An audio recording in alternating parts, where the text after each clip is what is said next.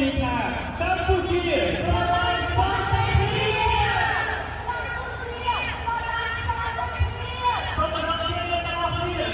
បងប្អូនទាំងអស់គ្នាសហភាពសហព័ន្ធយុវជនកម្ពុជាគឺរៀបចំក្នុងរយៈពេលដ៏ខ្លីបំផុតប៉ុន្តែអ្វីដែលយើងទទួលបានគឺការផ្ដាំផ្ញើពីវត្តមួយទៅវត្តមួយការប្រើប្រាស់នៅបណ្ដាញសង្គមរបស់បងប្អូនទាំងអស់គ្នាគឺពិតជាមានឥទ្ធិពលក្នុងការចែករំលែកនូវព័ត៌មានដែលធ្វើឲ្យឱកាសពុកម៉ែបងប្អូនគ្រប់មជ្ឈដ្ឋានទូទៅលោកអាចចូលរួមជាមួយនឹងកម្មវិធីរបស់យើងបានអាចធ្វើឲ្យជួបកិច្ចការមួយនេះកាន់តែមានទំនុកកាន់តែមានអត្ថន័យបន្ថែមទៀតដែលពិភពលោកត្រូវតែបងប្អូនទទួលយកតាមរយៈការសាកសួរពីបងប្អូនប្រជាពលរដ្ឋខ្មែរព្រោះថាយើងនៅកន្លែងនេះគឺក្នុងនាមជាពលរដ្ឋខ្មែរសូមអន្តរជាតិក៏ជាការផ្ញើសារទៅកាន់ពិភពលោកថាកម្ពុជាស្រឡាញ់និងចង់បានសន្តិភាពសូមបងប្អូនទាំងអស់គ្នាលើកទង់ជាតិខ្មែរដោយមោទនភាពឲ្យស្រែកថាសម្លេងរបស់អ្នកទាំងអស់គ្នានឹងមានឥទ្ធិពលទៅកាន់ពិភពលោកថាយើងពិតជាត្រូវការសន្តិភាពខ្លាំងបងប្អូនចូលរួមជាតិខ្មែរទាំងអស់គ្នាកិច្ចការរបស់យើងគឺនឹងទទួលបាននូវសន្តិភាពក្នុងពេលដ៏ខ្លីនេះចា៎បងប្អូនទាំងអស់គ្នាសូមបន្តការចូលរួមដោយមានការ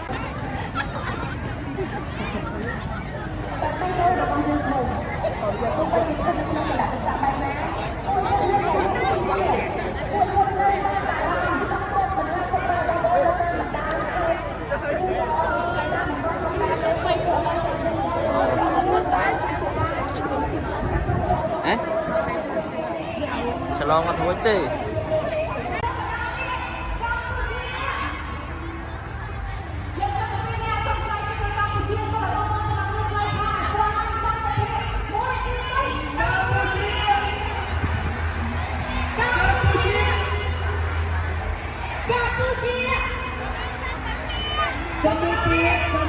Cambodia need peace แล้วเป็นខ្ញុំនិយាយពីថា Cambodia សូមអរគុណសម្រាប់សពលជីវភាពការរបស់យើងគឺមានការចូលរួមពីសំណាក់បព្វជិតហើយបព្វជិតនៅក្នុងថ្ងៃនេះមិនមែនជាបព្វជិតនេះសោះតែអ្នកទាំងអស់គ្នាតែតែទេគាត់ចូលរួមនៅក្នុងថ្ងៃនេះក្រោមសមាជិកគាត់គឺជាកូនខ្មែរមួយរូបដូចដែលបងប្អូនទាំងអស់គ្នាខំស្កាត់មកបន្ទប់ទីទីដើម្បីបង្ហាញសម្លេងនិងឆន្ទៈរបស់យើងទៅកាន់ពិភពលោកថាយើងពិតជាត្រូវការសន្តិភាពយើងទាំងអស់គ្នាពិតជាស្រឡាញ់សន្តិភាពដូច្នេះ